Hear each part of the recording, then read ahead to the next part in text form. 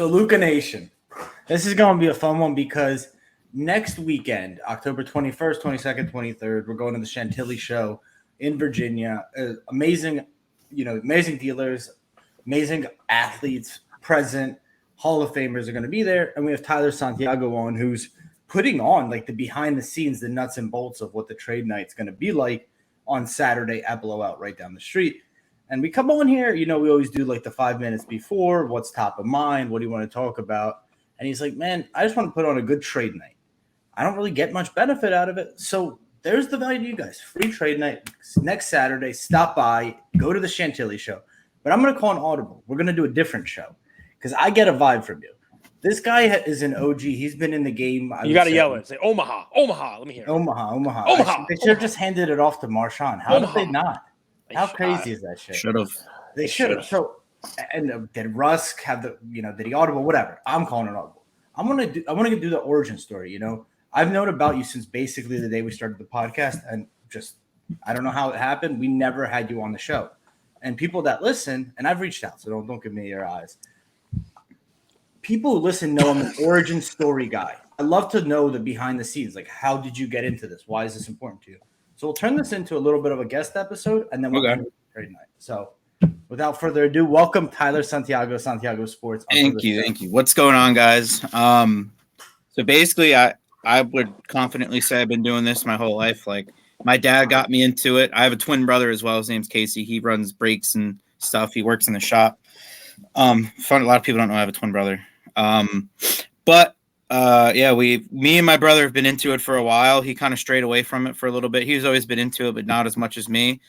Our dad literally used to push us around card shows in New Jersey in a stroller, and I just loved it. And a lot of the dealers that we still go to shows and see today are people that know us from when we were that little. So it's fun sometimes when I go see one guy that sticks out to me in general. His name's Sabby. He puts on a couple smaller shows. He works at Wow Sports Cards in like Randolph, which is like 45 minutes for me.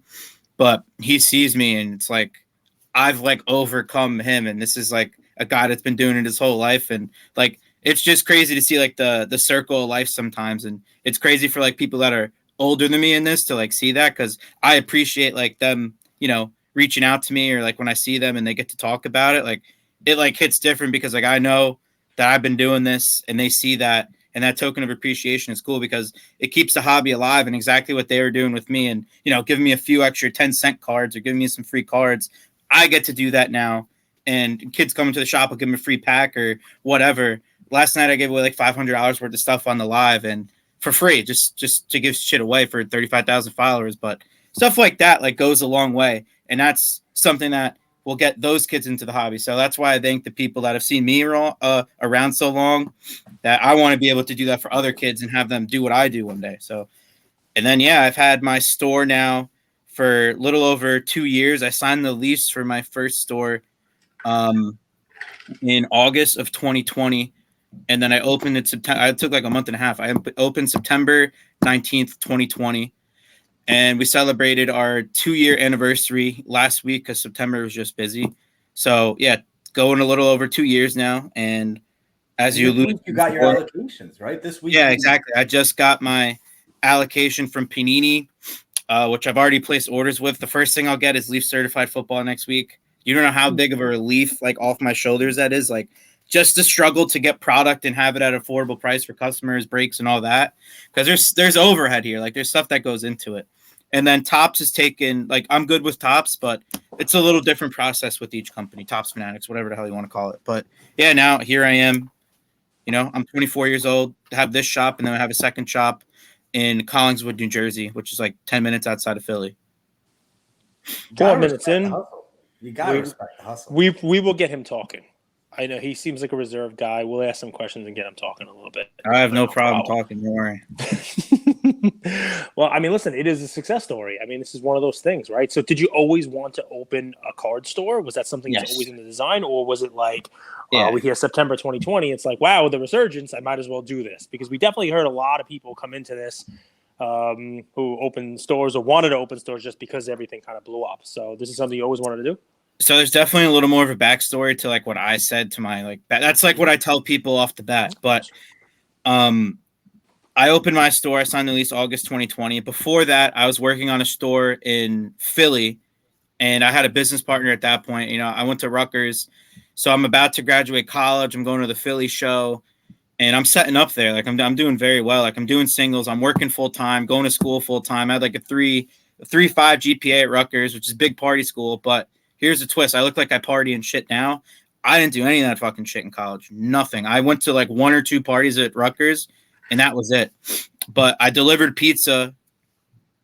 You know, on the weekends, I delivered pizza. It must have been Rutgers Camden. That's probably why. No, Rutgers, New Brunswick. I wasn't into that shit then. I didn't start drinking alcohol until quarantine in 2020. So I went the first like 22 years of my life without drinking alcohol. I was so against it.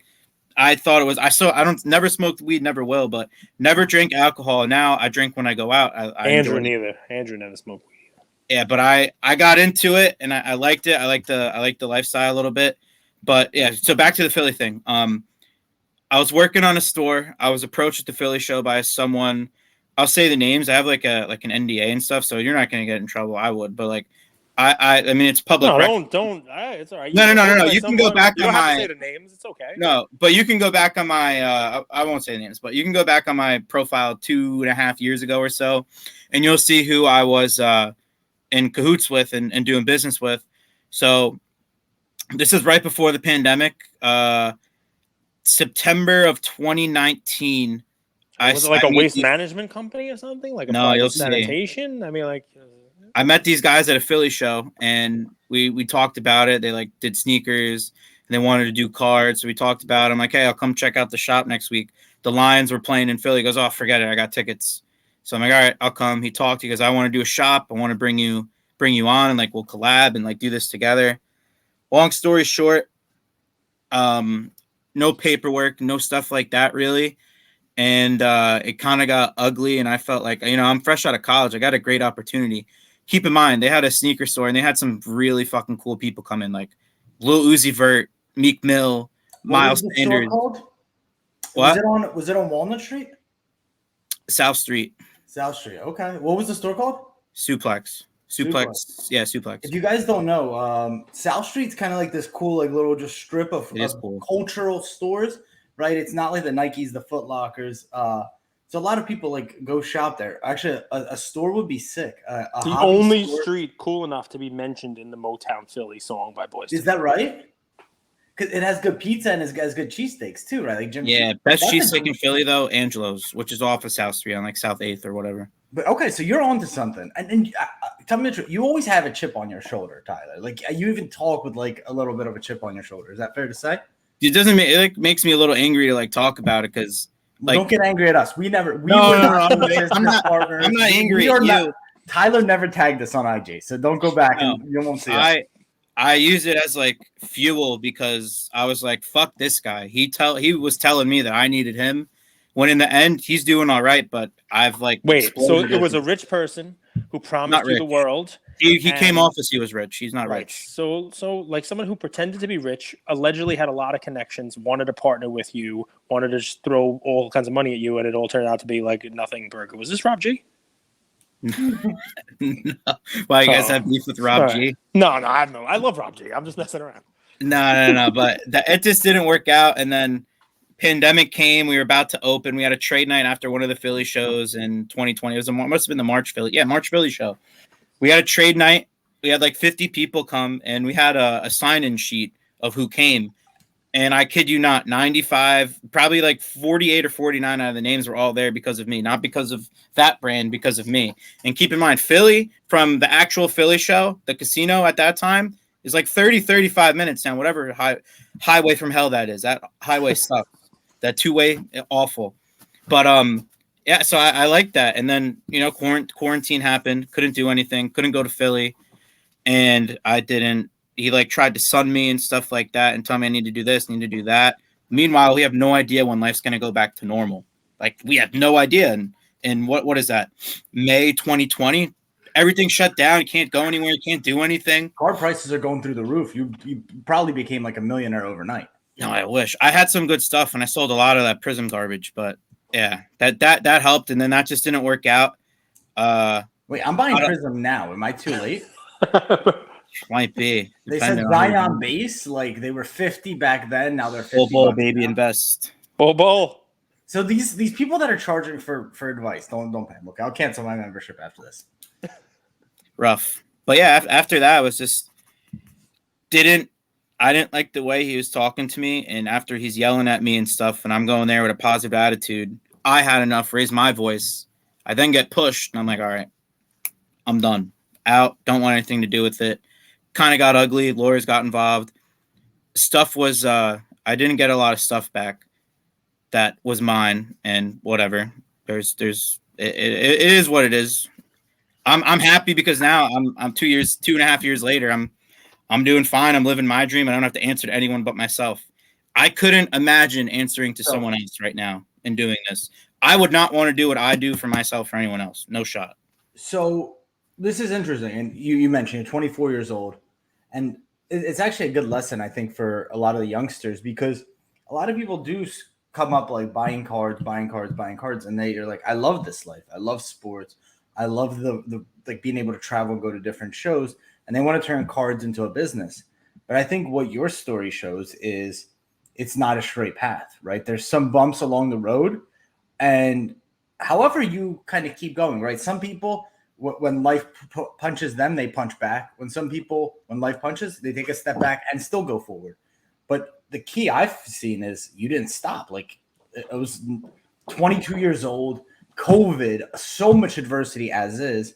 And you're like, damn, that's a tough time. But here you are a year, 2 years later, you opened up a location, you just got allocation, you're looking at another store. So is that the lesson? Like, keep going, you're going to get hit? I think the lesson is you need to say fuck it and just do it sometimes. Because if you don't do it, you don't find out. You don't know. It's like that one video that's going around. It's like, you have to do this, but you have to fuck around to do that.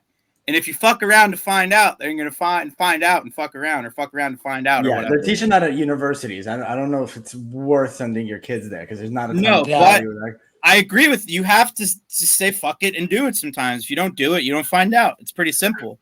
And I did it, and I found out. You know, it's not always going to work out, but I rather try to do something and fail than do nothing and go nowhere. I like that mentality, but that is not what that chart is. The mantra of my generation: fuck around and find out. So the amount of fuck around is the amount of how much you're going to find out. I don't curse that often, but I'll try to explain it. Basically, it's this generation, these young kids. You think you could say something? Oh, it's okay. We'll just hug it out, or they think they can push you because it's just. Instead, it's one of those you fuck around and you find out. It's like the idiot who ran on the field and got tackled with his pink smoke. So that's what that chart is. That chart encapsulates I'll kind of parse this the out generation. for our audience a little bit. Yeah, go ahead. That's funny. No, I agree with that. It depends on the context you're looking at that guy, but yeah, that's the way I looked at it. Gage is having two double. So my question for you is it's twofold, right? So I know that you are one of the folks in the hobby that is for the hobby, like. That's what the trade night that we led off with. You're like, I'm not doing this. It's for me. I get my name out there. Sure, you don't say that. You say there's a lot of kids there. There's a lot of people there. It's something to to make sure that the hobby continues moving in the right direction. But we haven't had you on our show, and I'm wondering whether or not you're colored by your experiences, right? I mean, these are the things that happen, right? People in the industry kind of rub you the wrong way, and you turn around and say, "Well, now I'm just gonna do it myself." Right, I'm going to go do this myself. I'm going to work with anybody. I'm not going to be anybody's partner. I'm not going to let anybody be my boss. I'm going to go out there. I'm going to do it. And, does it give you kind of an edge almost? Because I just in talking to you, I hear it. I mean, I'm almost feeling it. I saw you at the Wayne show once, said hello, and I thought you were going to throw some prosciutto bread at me. Who the hell is this guy? So I don't remember seeing you at the Wayne show. That must have been the first one. Yeah, it was a while ago. It was right after the prosciutto bread was making its rounds on the internet, and everybody was yelling. It was mid-breakup. Tyler was looking for anybody to. They love prosciutto bread here. It's little Frankie. So that's So I guess I wonder, right? Because look, it's one thing we have everybody who's out there. There's no one way to do this, one right way to do it. I mean, we see Ryan, a card collector. He's also doing trade nights and all for the kids, but he's also always smiling. And I haven't seen you smile yet. But you're still successful. I smile a lot, but that's the thing. It's perception. People don't understand what fucking perception is anymore. You don't fuck around and find out until you go out and try and fuck around. You talk to me. I'm a nice. I will help anyone. I don't care. That's how it is. Like I see Ryan. I talk to Ryan here and there. I talk to Jimmy all the time. Jay, Mojo. Jimmy's the other end of the spectrum. Jimmy's he's a smile just permanently tattooed on his face. Sunshine and rainbows, no matter what. But I look at Jimmy for advice sometimes, and like in my shop, and like what to do. Not necessarily asking him all the time, but just looking. When I went to his shop, I've been there twice. I got to hang out there for a few days, and I just see like the vibe, an area for people to come and sit. Like I understand. So like for someone like me, Jimmy, Ryan, or Jay, it's not necessarily like. I can't be everywhere. Like we are the face of our brands. I can't go to every show across the country, especially if there's 3 on the same weekend. Jimmy can't be in a shop all the time. Jay doesn't have a shop, but he can't be at every show. Ryan can't be at a shop all the time. He's got to travel and make shit happen on the road. It's you have to have a place where people can come, and it's not just about like the person or the brand. Like first of all, I don't care if people like me or not. That's totally fine with me because I'm never going to be able to please everyone. That's just how the world works. But what I will do is appreciate the people who support me and like me even more, because those are the people that matter. Those are the people I want to make happy. And those are the people that make a business a business. It's your support system. So with that being said, I love life. I'm very happy. And I do have a chip on my shoulder. No problem helping people out. Do you, like, looking from today moving forward, and I was, kind of a rocky time in the hobby. I think that's a fair way to put it. Do you think the future's bright? What are you excited about with kind of what might happen in the hobby in the next 4 years? Or maybe we could go a different route. Like if there's things that you don't love to see, we could also talk about them. Well, I don't think, honestly, I would have loved to have Panini a year ago when shit was crazy still. But now I think it's a good time for me to get it just because shit is going down a little bit. It is getting a little harder to find wax, and getting accounts directly from these companies will help that. Now I'm set up for the future. I'm pretty positive that Panini's selling out to Fanatics. It's a rumor. It's probably true. I believe it. I also believe that it is going to change. And if you're already in there, it's going to be in there. But the thing is with the whole Fanatics thing and the changes, like you said, in 4 years, Fanatics has said nothing. They said nothing at the summit. Nobody knows. It's all speculation. Nobody knows what the fuck is happening at all whatsoever. So like we could say this, say that. Is that annoying for businesses that are investing their time and money, not knowing or not having clarity? 100%, because you have no idea what's going to happen. You can only go not really day by day, but month by month. Like a year from now, it's definitely going to be totally different. A month from now could be different, but it won't be too different. And I have some other friends that are shop owners in Pennsylvania and all over the place. And they're worried. Like they've had their allocations cut severely. And I mean, if they're worried and I'm getting nothing right now, yeah, I should be worried having to hear them saying they're worried, and they still get a lot of stuff compared to, other people, but they're getting cut down in 40-50% of what they usually got. So yeah, I would say it would definitely be okay to worry about where the hobby's going. Do you feel that, like, and Cage, jump in, I apologize, I'm kind of hijacking it, but like, do you feel I'm enjoying this, man. In LCS, I don't have to bring any energy. He's bringing it all, so I love those kind of episodes. Well, if you think about, like, the business model, right? Like, the most of the revenue was coming from allocation. You got product for X, you sold it for Y. Margin was your profit, what you paid employees and stuff. Do you think that model's changing to more of a lounge type of vibe, like a men's social club with cards, a women's social club with cards? I don't see how you make money from that. Like, I love Bleeker, I love Mark, but I don't see how they, like, he had 2 sides. He sold out the other side to cards and coffee because he didn't want to pay that rent, for example. But now he doesn't really make money from the events or whatever. I don't know if people are paying him or not, but I don't necessarily see that in my business model. Like, just having an event here, I don't see how that makes me any money. But I do think you gotta think about it. Shit. In that context, I don't think there's much you could do. No, and I understand. Like, now that we're kind of riffing, I come from a cafe business, like a restaurant business, but which is also sort of a month-to-month business, but it's easier because there's not limited distribution of product. Like, we get cheese, we get milk, we get eggs. Like, not one month they're like, hey, we're not bringing these to you. but it would be really difficult to run an LCS without any clarity on what the future holds. And if you think that these the manufacturers are going to bypass LCSs and go right to consumers, right? That's like the big fear. Yeah. So like you said, a lot of people think that, but we still have no idea. It's what we're hearing. My business model, I like you mentioned before, like, oh, you get your allocation and a lot of your profits or whatever the money you make is from that. My business model, I couldn't rely off that at all because I wasn't getting shit. So I look at it as if I wasn't getting any wax, didn't get this allocation, I could still make a business off of buying secondhand wax or doing singles because there's nobody, everybody's on Whatnot or Loop or whatever. And I'm down to try all that stuff. I've been on Whatnot, but a year and a half ago, fell out of favor. Long story there. Whatnot's whatever. But you got to take them all down. Make it all catchphrase. What happened?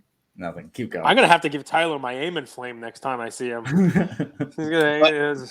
I got nothing to hide. I don't give I don't care. I'm just being honest here. You know what's funny is I don't want to paint you that way because, I mean, between what you're talking about, I have a feeling that when Fanatics does finally come in and, lift the veil and we get to hear what they're doing, I think the people that they're going to be looking for are actually the ones doing what you're doing, right? The people who were not whining, complaining, the people who were the ones who were able to make their way when they weren't just getting an allocation. But more importantly, for Fanatics investment to make sense, right? Think of the amount of money that they're pouring into this, right? To buy licenses, to buy tops, to get whatever they're going to get out of Panini. I don't think they buy the whole company, but obviously I think something's going to happen there. Yeah. But when that happens, in order to keep everyone happy, they need to do one thing. They need to grow this.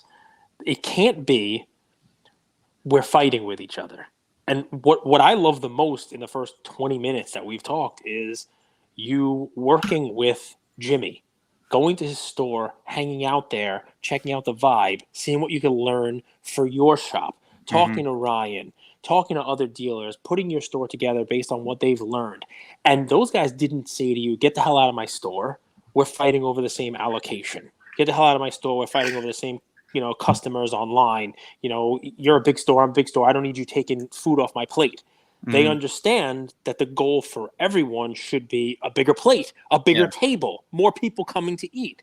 And I think that's what Fanatics is going to be looking for instead of the folks that are just, it's like the prison lunch, like protect what's on your tray, I think there's an underlying current to that.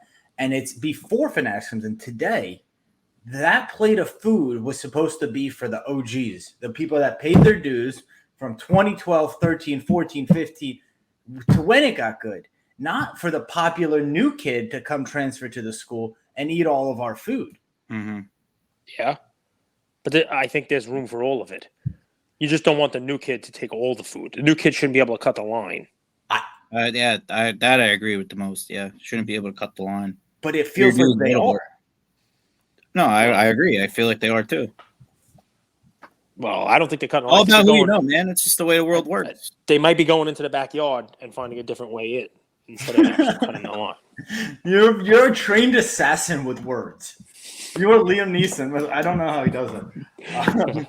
The skill set. I agree with that. What would you? So we have a few thousand people listen every day. Nothing near your 30,000 followers. 35. Don't shortchange them. And I'll say what's cool. I said this to Cage once when he told me the story about how Tyler never brought up prosciutto. I said, dude, Tyler's built this rabid community. The way I get to understand someone's true Instagram like presence is how loyal their fans are, because that's the truth, not followers, nothing else. It's have you done right by the people that are commenting, and if you have, they'll show you the love. And I'd put your community up against anyone.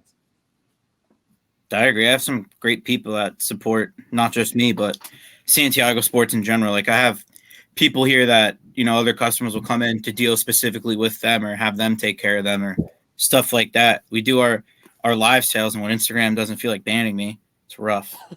Freedom of speech on Instagram's gone. I don't care what anyone says. Instagram is a terrible selling platform. It's delayed. You only get a little bit of reach. By the way, somebody the other week deleted my story post. I think I know who it is. But I thought it was Instagram for a while, but it wasn't. But so that's a market that I've cornered because I'm so consistent on Instagram. That's just what I do. Every Monday night we do a live sale. and I'll have my, if Instagram isn't shadow banning me, fucking sucks. But if they're not shadow banning me, I have 100 to 150 people in the live, and I have in a night we go live from 6 to about 10:30, maybe 10 to 10:30, 11 maybe.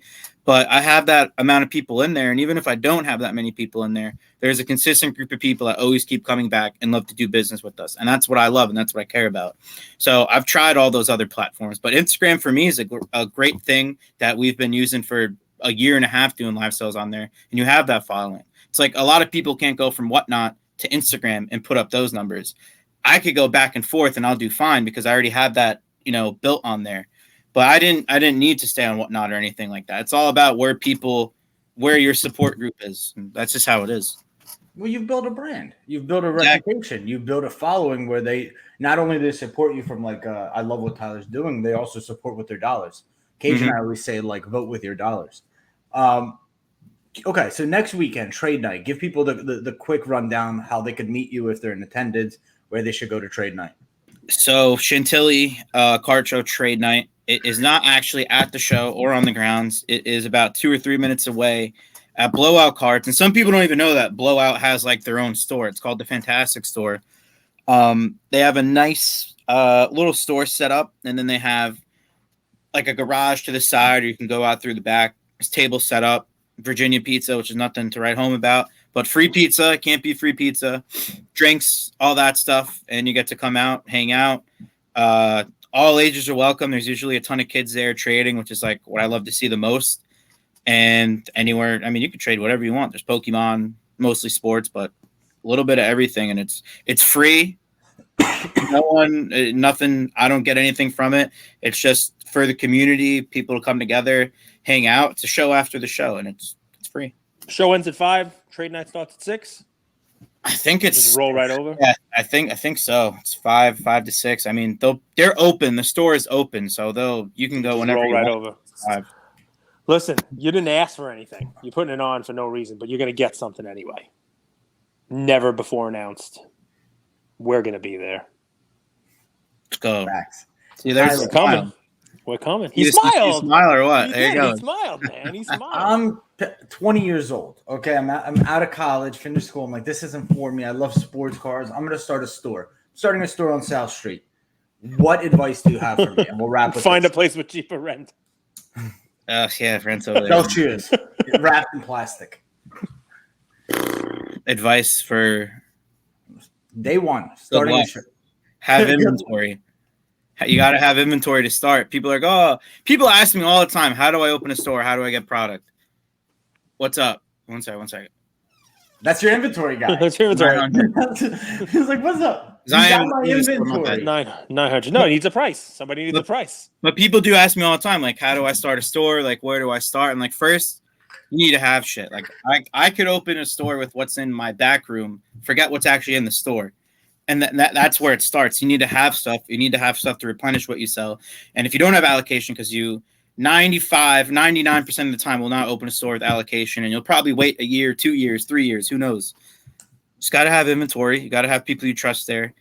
And more importantly, you got to have connections. If you open a store with no connections and you're asking everyone where I can talk to that guy or that guy, you got to figure this stuff out before you even open. And then you'll find out more stuff even after you open. So more importantly, just got to know. If you have opened a store in the past year and you're struggling to get reach out to us. We'd be happy to have you guys on. We're having Wheelhouse Mike on, who opened up a store in Lower Merion. Open invite. Seriously, you just opened a store. You've had a store for a while. Happy to have you guys on. We'll start doing that more because I'm starting getting the vibe. But we do have to take care of the small business owners because it is tough on them. So let's all band together. Tyler, appreciate you. Mm-hmm. No sugarcoating here. Just straight honesty, straight fire. Cage, any final questions before we wrap? No, can't wait to see this guy in Virginia. Should I bring something? If the pizza sucks, should I pack something in my bag? I'm gonna fly down. Stop by Bagels and Wax. Stop by Bagels and Wax and grab bagels for everybody. That's how I roll, man. I don't go to a lot of things. If I go, I jet in. I use the Luka Nation jet. It was an hour flight, if that. Yeah, hour 20. That's wild. Yep. So That rich. much money. That's good. That's it. I am. Luka Nation. So thank you all for listening to another episode of Lucas, Tigers, and Bronzo My. I wanted to tell you about a new service that we have starting as of today, and I'm really, really excited to bring it to you guys. So as a part of our partnership with SGC, we got 50 free submissions every single month, and many of you have taken advantage of that. And it's amazing that we could have the opportunity to 650 episodes, 675 episodes in, to go ahead and give back to our community. As people were sending those cards in, they asked, can we send 5, 10, 20 more cards to you guys? We'll pay for it, but we wanted them graded with SGC. You guys know SGC is turning cards around in 13 to 14 business days, have incredible customer service, and their secondary market values are going up day after day after day. And that's exciting for the hobby and exciting for the grading landscape.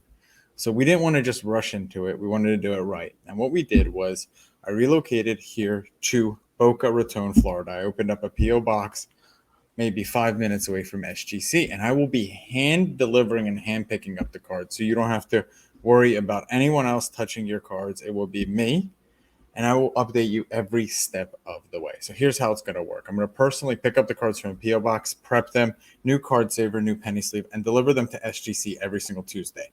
Why Tuesday? Well, it lets the stragglers over the weekend come back through on Monday and gives me a day to prep, and it basically gives SGC the entire week to work on grading those cards. Once your cards pop, only then at the end of the process will you be paying for the service. It's $25 per card, simple as that, and the turnaround times have never been faster. We're hearing right now 13, 14, less than 20 business days. So there it is. 9170 Glades Road, number 135 is the P.O. Box in Boca Raton, Florida, 33434. 9170 Glades Road, number 135, Boca Raton, Florida, 33434. Of course, you could shoot me an email or shoot me a text anytime, and I'm always available. Many of you already have my email. It's iamandrewgoldberg@gmail.com. or my cell phone number, 215-519-9154. Reach out with any questions. I could walk you through the process. I've hopped on the call with quite a few of you, and I'm happy to do that. Love you, Luka Nation.